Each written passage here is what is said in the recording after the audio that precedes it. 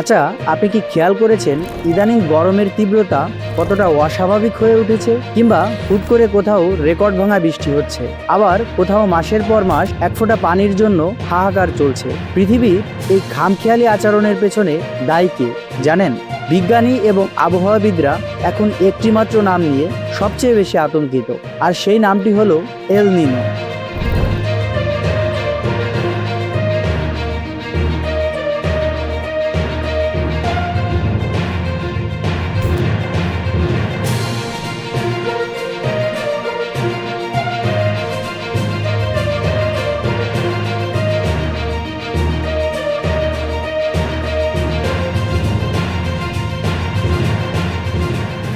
চলতি 2026 সালে এসে এল নিনো আবারও আমাদের দরজায় কড়া নাড়ছে।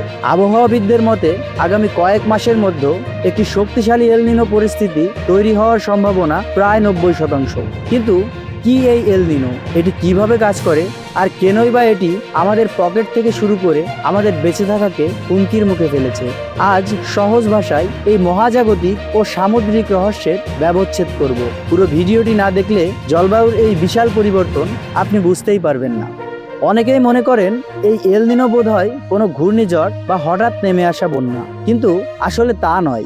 স্প্যানিশ ভাষায় এল নিনো শব্দের অর্থ ছোট্ট ছেলে বা যিশু শিশু। প্রশান্ত মহাসাগরের পেরু উপকূলের জেলেরা শত শত বছর আগে খেয়াল করেছিলেন প্রতি কয়েক বছর পর পর বড়দিনের আশেপাশে সমুদ্রের পানি হঠাৎ গরম হয়ে যায়। সেখান থেকেই এই নামের উৎপত্তি। সহজ করে বোঝা যাক, স্বাভাবিক অবস্থায় আমাদের পৃথিবীর ভূমধ্যরেখায় একটি শক্তিশালী বাতাস বাণিজ্যের অনুকূলে পূর্ব থেকে পশ্চিম দিকে প্রবাহিত হয়। একে বলা হয় ট্রেড উইন্ডস। এই বাতাস সমুদ্রের উপরিভাগের সূর্যতপ্ত গরম পানিকে ঠেলে এশিয়া এবং অস্ট্রেলিয়ার দিকে নিয়ে আসে। ফলে আমাদের এই অঞ্চলে বৃষ্টিপাত ভালো হয়, আর ওদিকে আমেরিকার উপকূলে নিচের ঠান্ডা ও পুষ্টিকর পানি উপরে উঠে আসে, যা মাছের জন্য চমৎকার পরিবেশ তৈরি করে। কিন্তু প্রতি 2 থেকে 7 বছর পর পর এই নিয়মের ব্যতিক্রম ঘটে। কোনো এক অজানা কারণে এই বাতাস দুর্বল হয়ে পড়ে। তখন এশিয়ায় জমে থাকা গরম পানির বিশাল রাশি উল্টো দিকে অর্থাৎ আমেরিকার দিকে ফিরে যেতে শুরু করে। এর ফলে পুরো প্রশান্ত মহাসাগরের তাপমাত্রা স্বাভাবিকের চেয়ে 1 থেকে 5 ডিগ্রি সেলসিয়াস পর্যন্ত বেড়ে যায়। সমুদ্রের এই অস্বাভাবিক গরম হয়ে ওঠাকেই বলা হয় এল নিনো। এখন আপনার প্রশ্ন আসতেই পারে, ভাই, প্রশান্ত মহাসাগরের পানি গরম হলে আমাদের কি সমস্যা? আমরা তো আটলান্টিক বা ভারত মহাসাগরের কাছাকাছি থাকি। এখানেই লুকিয়ে আছে পৃথিবীর সবচেয়ে বড় ম্যাজিক, যাকে বিজ্ঞানীরা বলেন টেলিকানেকশন। সমুদ্রের পানি যখন কোনো এক জায়গায় প্রচন্ড গরম হয়, তখন তার উপরের বায়ুমণ্ডলও গরম হয়ে যায়। এই গরম বাতাস উপরে উঠে মেঘ তৈরি করে এবং পৃথিবীর স্বাভাবিক বায়ু প্রবাহের যে নদী বা জেড স্ট্রিম আছে সেটিকে তার জায়গা থেকে সরিয়ে দেয়।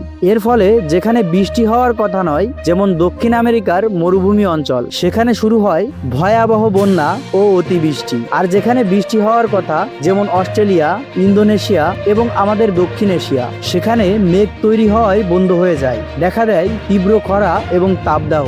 ইতিহাসে অনেকবার এল নিনো হয়েছে। 1982, 1997 কিংবা অতি সাম্প্রতিক 2023-24 সালের এল নিনোর কথা আমরা অনেকেই জানি, যা বিশ্বজুড়ে কোটি কোটি টাকার ফসলের ক্ষতি করেছিল। কিন্তু প্রশ্ন হচ্ছে, এবারের 2026 সালের এল নিনো নিয়ে বিজ্ঞানীরা কেন এত বেশি চিন্তিত?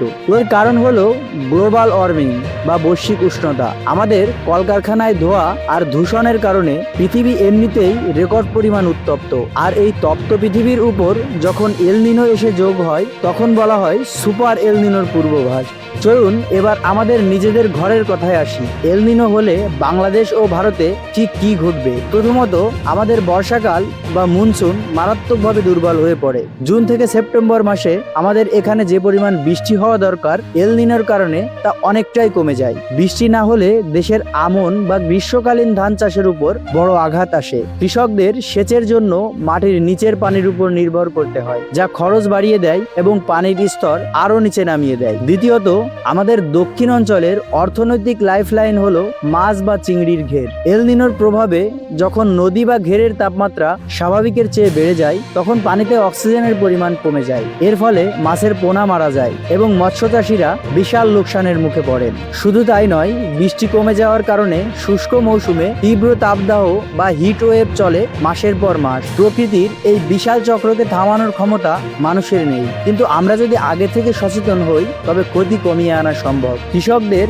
এমন জাতের ধান বা ফসল চাষে উদ্বুদ্ধ করতে হবে যা কম পানিতে এবং বেশি তাপমাত্রায় টিকে থাকতে পারে। এছাড়া নদী, খাল বা জলাশয়গুলো সংস্কার করে বর্ষার পানি ধরে রাখার ব্যবস্থা করতে হবে। মৎস্য চাষীদের ঘেরের গভীরতা বাড়াতে হবে এবং গরমের সময় পানি সচল রাখার আধুনিক প্রযুক্তি ব্যবহার করতে হবে।